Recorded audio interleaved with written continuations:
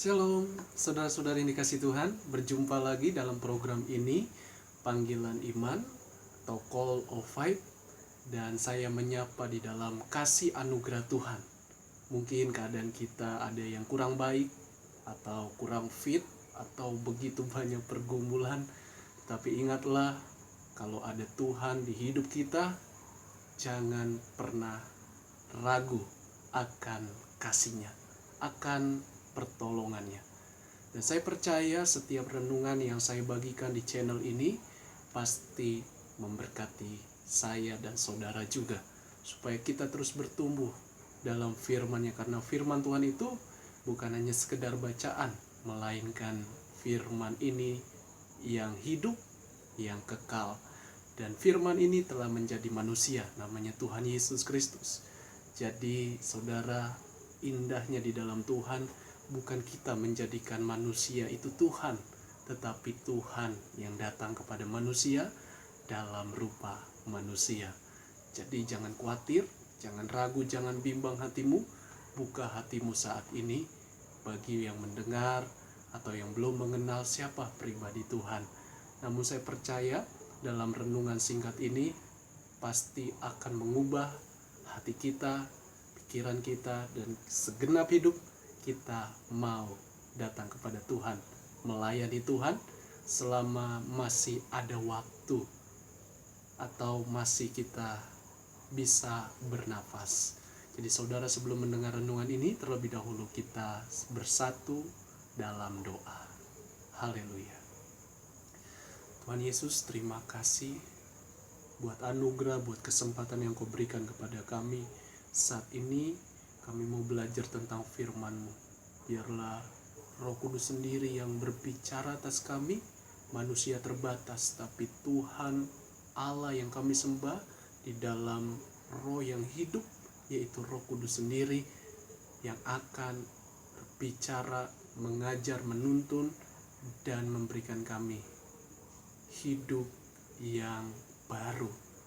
Terima kasih Tuhan, pengharapan selalu ada dalam Yesus. Haleluya, amin, puji Tuhan. Saudara, tema saya berbicara tentang yang awal dan yang akhir. Kita akan baca satu ayat di dalam kitab Wahyu. Wahyu berbicara tentang nubuatan atau penggenapan firman-Nya, perkataan firman-Nya dari sejak Allah menciptakan alam semesta ini dan segala isinya sampai kedatangan Tuhan yang kedua kali. Jadi saudara, persiapkan hati kita untuk menerima firman-Nya.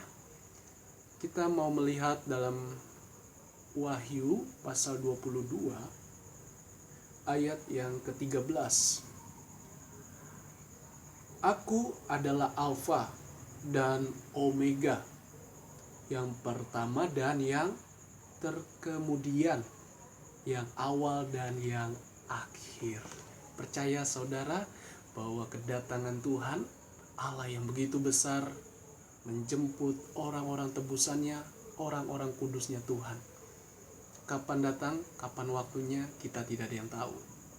Bahkan Tuhan Yesus waktu di dunia pun tidak berkata Dia tahu, hanya Bapa, hanya pemilik sorga. Artinya pada waktu Tuhan Yesus menjadi manusia, Dia tidak mau menjadi sok tahu. Jadi manusia tidak boleh sok tahu. Kalau banyak kabar-kabar, akulah Mesias, akulah Tuhan, akulah Imam Mahdi, jangan mudah percaya. Karena kedatangan Tuhan itu artinya sudah selesai semuanya. Jadi saudara, apa yang dimaksud dengan kata Alfa dan Omega, atau yang awal dan yang akhir? Ini tentu bukan berbicara tentang waktu manusia atau masa manusia, karena waktu manusia hanya terdiri dari 24 jam, baik Indonesia maupun juga di luar negeri. Dari zaman purbakala sampai zaman kedatangan Tuhan, manusia punya waktu hanya 24 jam. Dan awal dan yang akhir itu artinya Dia sudah ada sejak kekekalan. Karena kita manusia hanyalah sementara. Jadi dia sudah ada sejak kekekalan. Dan ada ayat firman Tuhan yang sangat marah, yaitu para ahli-ahli Taurat, orang-orang Farisi, bahkan juga orang-orang Yahudi. Di dalam kitab Yohanes 8 ayat 58 dikatakan, kata Yesus kepada mereka, ya, aku berkata kepadamu, sesungguhnya sebelum Abraham jadi aku telah ada. Mengapa saudara mereka marah? Karena ini bapak leluhur mereka yang dihormati. Ya, artinya seorang sosok yang begitu sangat dijaga, sakral sekali. Tapi Tuhan Yesus berani berkata, sebelum Abraham ada, aku telah ada. Sedangkan Tuhan Yesus ada aja pada zaman mereka. Itulah manusia mengukur keilahian, kebesaran Allah dengan kemampuan manusia, dengan tolak ukur manusia. Tentu tidak akan bisa, tidak akan terselami. Jadi Tuhan berbicara di sini menunjukkan, aku sudah ada sejak kekekalan, karena aku dan Bapa adalah satu. Roh Kudus adalah roh yang menghidupkan. Ketika Tuhan menciptakan alam semesta ini, di Kejadian pasal 1, maka roh Allah melayang-layang, ya, menunjukkan atau berbicara tentang roh Allah sedang mengatur semua tatanan ciptaannya. Jadi ciptaan ini bukan karena adanya daya ledak atau suatu tabrakan benda-benda langit, benda-benda alam semesta sehingga jadilah bumi. Tidak, saudara.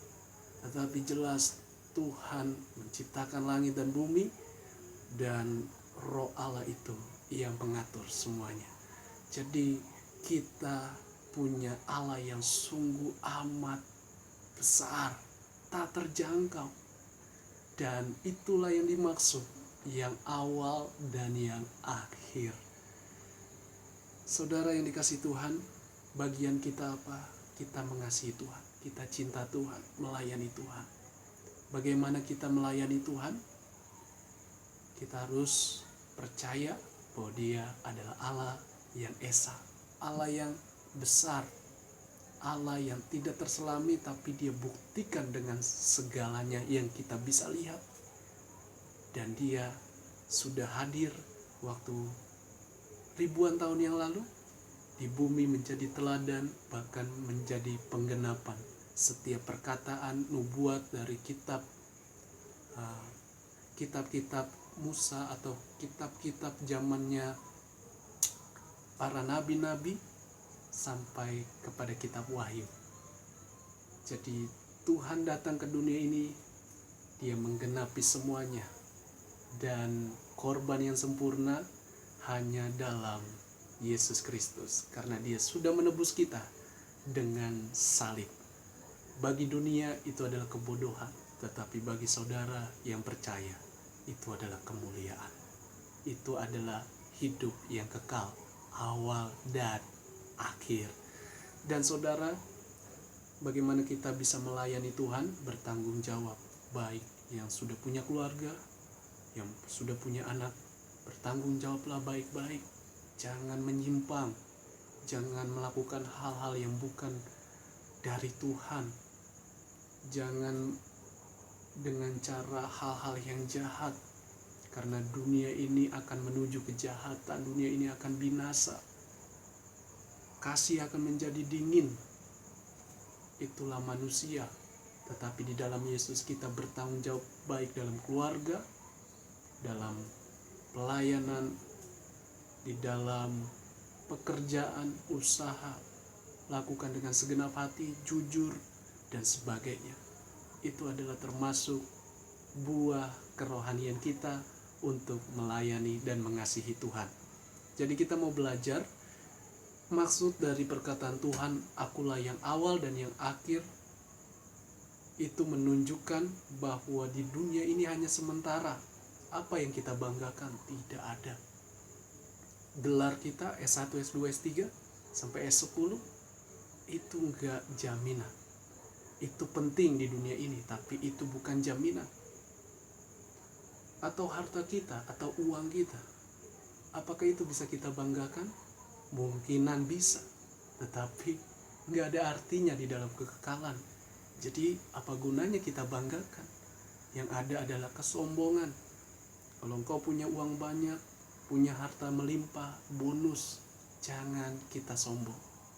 Baik orang miskin atau juga orang kaya, jangan ambil kesombongan. Karena malaikat yang dijatuhkan Tuhan, itu salah satunya adalah kesombongan. Saudara, kita tidak ada yang tahu hidup manusia sombong. Tetapi firman Tuhan ingatkan kita, jangan sombong. Karena semua hanya anugerah Tuhan. Sadarilah, semua pemberian yang terbaik hanya anugerah Tuhan dan kembali kepada Tuhan saja. Dan saudara, kita percaya bahwa surga dan neraka itu nyata. Hidup manusia hanya sekali, meninggal dunia, apakah dia masuk surga atau masuk neraka. Tentu di dalam Yesus kita sudah jelas, pasti. Kalau kita benar-benar mengasihi Yesus, kita bersama-sama Dia dalam surga yang kekal, kerajaan Allah yang kekal. Jadi apa yang kita banggakan lagi? Kecantikan, ketampanan, kejayaan, semua hanya sementara. Tidak ada yang bisa kita banggakan. Amin. Tidak ada yang kita banggakan. Semua kembali kepada lubang kubur saja. Mau orang cantik, mau orang kulit hitam, kulit putih, kulit kuning, semua hanya berakhir di lubang kubur. Tidak ada yang kita banggakan. Dan saudara yang dikasih Tuhan, tanda-tanda akhir zaman sudah jelas. Ada deru perang, ada virus, penyakit sampar, dan juga manusia makin jahat, kasih makin dingin, tidak peduli agama, berontak kepada orang tua, banyak hal, dan melakukan hal-hal dosa. Itu tanda-tanda akhir zaman.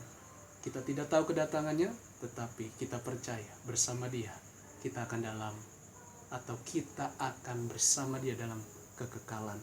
Dan yang kedua, kita belajar selama di dunia ini Tuhan pasti beserta kita. Artinya apa? Dunia boleh goncang, apapun bisa goncang, karena ini sementara. Jadi saudara, Tuhan tetap beserta kita selama di dunia ini, menunjukkan bahwa yang digoncangkan hanyalah sementara. Yang awal dan yang akhir itulah yang kekal, namanya Tuhan Yesus Kristus, Allah yang kita sembah.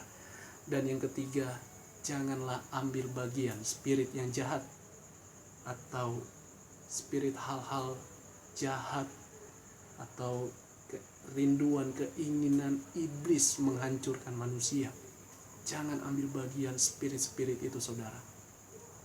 Jadi banyaklah berdoa, memuji, menyembah Tuhan, banyak baca firman Tuhan, supaya spirit di dunia ini tidak selalu menguasai hidup kita. Karena spirit dunia ini akan membawa manusia menjauh dari Tuhan. Lakukanlah yang terbaik, taburlah yang baik, taburlah kasih dan perbuatan yang baik. Ingat, perbuatan baik tidak menyelamatkan kita, tapi perbuatan baik menunjukkan bahwa Tuhan sudah mengasihi kita, sehingga kita menyalurkan kasih kita kepada orang lain, supaya orang lain mengalami Yesus, mengalami kasih Tuhan. Dan saudara, percayalah, apa yang kau lakukan itu sangat berarti bagi kekekalan. Itulah arti makna dari perkataan firman Tuhan, bahwa Dia akan datang segera.